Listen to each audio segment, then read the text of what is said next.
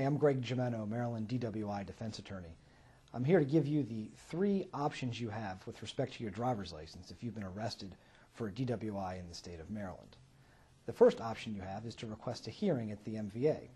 There are certain timelines under which you have to request a hearing at the MVA.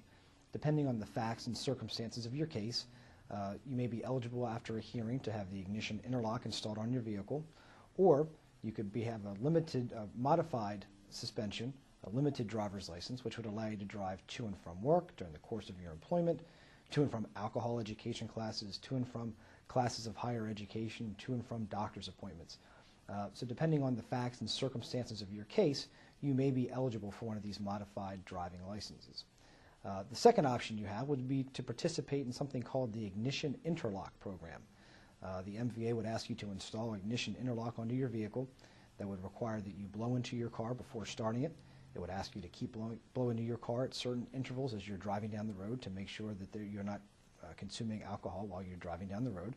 If you're going to participate in the Ignition Interlock program, you have 30 days in which to have the interlock installed and provide proof to the MVA. And the last option you have would be to not contest the suspension at all, and then 45 days after the incident, after the officer took your driver's license, then that suspension would take effect.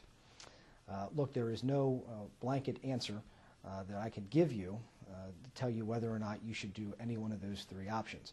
That is a very individual decision that you have to make depending on, again, the facts and circumstances of your individual case and whether you had other means of transportation to and from work or to and from whatever you'd be looking to drive for.